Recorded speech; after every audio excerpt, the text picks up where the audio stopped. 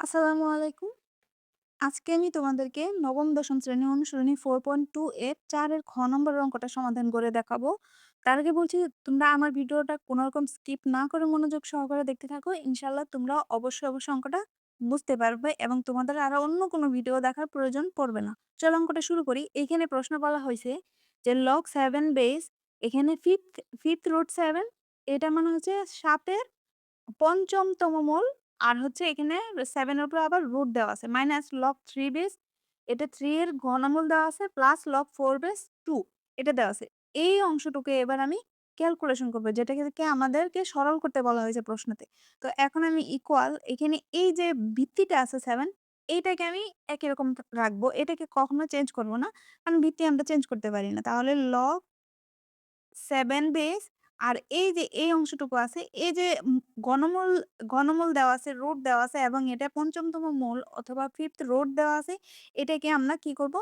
সূচক আকারে লিখব। এই অংশগুলাকে আমরা ভাঙবো। অর্থাৎ 7 এটাকে পঞ্চমতম মূলকে আমরা সূচক আকারে যদি ভাইঙ্গে লিখি তাহলে কিন্তু 1/5 7 এর উপরে পাওয়ার হিসেবে অথবা ঘাত হিসেবে 1/5 লিখতে পারি ইনটু এই যে রুটটাকে চেঞ্জ করে আমরা 1/2 লিখতে পারি। আবার এখানে মাইনাস আছে। তো আমি এখানে ব্র্যাকেট দিলাম। আর এখানে মাইনাস আছে লগ 3 বেস 3 টাকে ওইভাবে রাখবো। 3 কে চেঞ্জ করব না। তো এই যে এটা আছে এই ঘনমূলটাকে এই 3 এর উপরে যেহেতু ঘনমূল ছিল তাহলে 3 এর উপরে এটাকে 1/3 হিসেবে ঘাত হিসেবে চলে যাবে অথবা লিখতে পারবো। Plus log 4 base.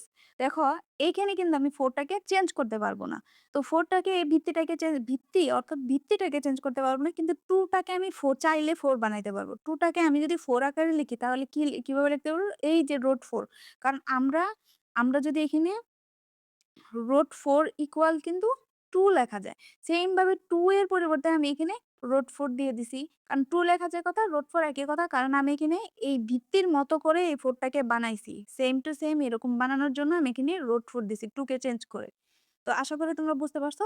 এখানে দেখো লগ 7 আর এই যে এই জিনিসটা যদি তোমরা একটু খেয়াল করো, এখানে কিন্তু একটা সূচকের একটা অঙ্ক তোমরা সূচকের একটা সূত্র পড়ছো।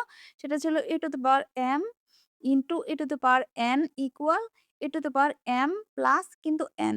এইটা একটা তোমাদের কিন্তু সূত্র ছিল। এই সূত্রটা কিন্তু তোমরা সূচকের অধ্যায়ে পড়ছো। এই সূত্রটার মানে হচ্ছে যে ২ টা ভিত্তি যদি একই রকম হয় এবং তাদের পাওয়ার ২ টা ২ টার মাঝখানে ইন্টু চিহ্ন থাকে তাদের পাওয়ার ২ টা যোগ হবে। তো এইখানে কিন্তু 7 ২ টার ভিত্তি একই রকম এবং তাহলে ২ টা 7 এর একটা 7 নিবো। আর উপরে যে পাওয়ার হিসেবে থাকবে বা ঘাত হিসেবে থাকবে এদেরকে আমি যোগ করে দেব। ইনটু আছে এজন্য যোগ হবে 1/5 প্লাস 1/2 এই যে এই অংশটা এটাকে আমি যোগ করে দিলাম। এবার আসো মাইনাস মানে এইখানে আমি একটা সূত্র ইউজ করব। সেটা হচ্ছে আমাদের লগের সূত্র। লগের হচ্ছে কি ঘাতের সূত্র। লগের ঘাতের সূত্রটা এই যে এখানে যদি আমরা দেখি, দেখো এই যে ঘাতের লগের যে সূত্রটা সেটা হচ্ছে লগ a বেস m তার উপরে ঘাত হিসেবে r আছে। এই সূত্রটার মানে হচ্ছে এই r যে ঘাত হিসেবে আছে r এর জায়গায় অন্য যে কোনো সংখ্যা যে কোনো চলক যা খুশি তাই থাকতে পারে। আর এই r এর জায়গায় যে বা যারা থাকবে তাদেরকে আমরা চাইলেই এই লগের সামনে বসাই দিতে পারি, আনতে পারি। এই ঘাতের লগের সূত্রের মানে হচ্ছে এইটা। অর্থাৎ r এর পরিবর্তে আমি কি আছে আমাদের এখানে 1/5 প্লাস 1/2 এই অংশটাকে কিন্তু আছে এই অংশটুকু আছে। আবার এই লগের ক্ষেত্রে কিন্তু 1/3 অর্থাৎ আমরা এই অংশটুকুকে সামনে আনতে পারি। আবার যখন আমরা পরের লাইনে লিখবো তখন কিন্তু এই অংশটুকুকে আমরা সামনে আনতে পারবো।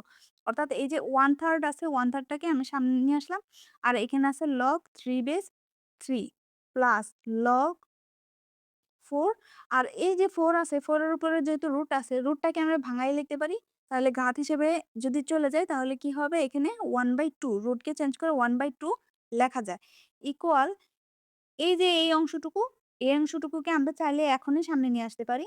যেমন এখানে কত 1/5 প্লাস 1/2 এই অংশটুকু সামনে চলে আসলো। আর এখানে থাকলো লগ 7 বেস 7 এই শুধু 7 টা থাকলো। মাইনাস 1/3 এই যে 1/3 ছিল আর এইখানে একটা এক লগের সূত্র ফেলবো আমি। এক লগের সূত্রটা কি ছিল? Log a base a equal 1 এটা কি হচ্ছে এক লগের সূত্র। আর এটার মানে হচ্ছে ভিত্তির উপরে যে সংখ্যা বা চলক যাই কিছু থাকুক না কেন সেটা যদি ভিত্তির মতো হুবহু থাকে তাহলে এই পুরা লগ টাকে আমরা ইকুয়াল দিয়ে 1 লিখতে পারি। অর্থাৎ এখানে log 3/3 3 ভিতে ছিল, ভিতের উপরেও আছে 3 অর্থাৎ এই অংশটুকু ইকুয়াল আমি 1 লিখতে পারি। আর এখানে কোনো চিহ্ন নাই মানে ইন্টু আছে ইন্টু দিয়ে 1 দিতে পারি। তাহলে প্লাস এই যে এখানে আমি এর ঘাতের লগে সূত্রর যে এখানে ইউজ করছিলাম ঠিক সেম ভাবে 1/2 টাকে আমরা চাইলে সামনে লিখতে পারি। তো আমি এখানে সামনে দিয়ে দিলাম। আর এখানে log 4/4 থাকলো। এই অংশটুকু কি আমি এবার ভগ্নাংশের যোগ। তো এই অংশটুকুকে আমি ভগ্নাংশের যোগ করে দিব। ২ আর ৫ এর লসাগু হচ্ছে ১০। তো লসাগু করার পর কি ৫ দিয়ে আমি ১০ কে ভাগ করব। ১০ কে ভাগ করলে ২ হয়। ২ দিয়ে আবার এই যে 1 কে গুণ করলে 2 হয়। প্লাস 2 দিয়ে ১০ কে ভাগ করলে যদি 5 হয়, 5 দিয়ে আবার 1 কে গুণ করলে 5 হবে। আর ইনটু এই অংশটুকু কিন্তু এই যে একলগের যে সূত্রটা আমরা ব্যবহার করছি, এই একলগের সূত্রটা আমরা ব্যবহার করব। অর্থাৎ 7 এর উপরে ভিত্তির উপরে আবার 7 ই আছে। তো এইজন্য আমরা একলগের সূত্র ইকুয়াল 1 লিখতে পারি।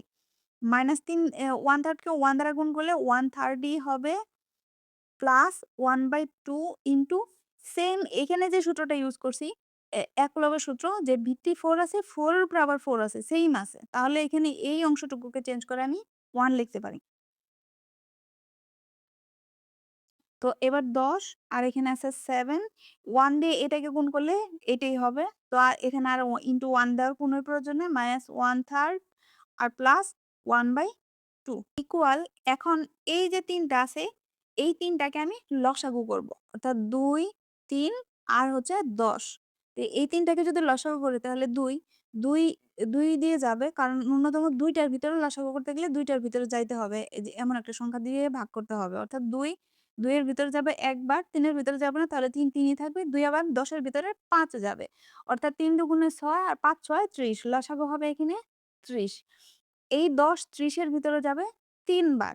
তাহলে ভাগ করতে হবে। ১০ দিয়ে ৩০ কে ভাগ করলে ৩ বার, ৩ ৭ ২১ 21 মাইনাস ৩ ৩০ এর ভিতরে যাবে ১০ বার।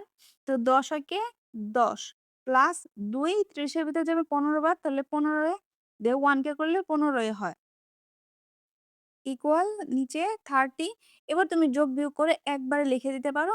তো দেখো ২১ থেকে যদি তুমি ১০ মাইনাস করো তাহলে থাকে 11, 11 আর হচ্ছে ১৫ কে যদি তুমি যোগ করো তাহলে হবে 26 ইজ ইট 26 এবার তুমি যদি এটাকে কাটাকাটি করো, কাটাকাটি ২ দিয়ে কিন্তু যাবে তাহলে ২৬ এর ২ দিয়ে করলে হয় উপরে ১৩ আর নিচে থাকে ১৫ এইটাই কিন্তু আমাদের অ্যান্সার।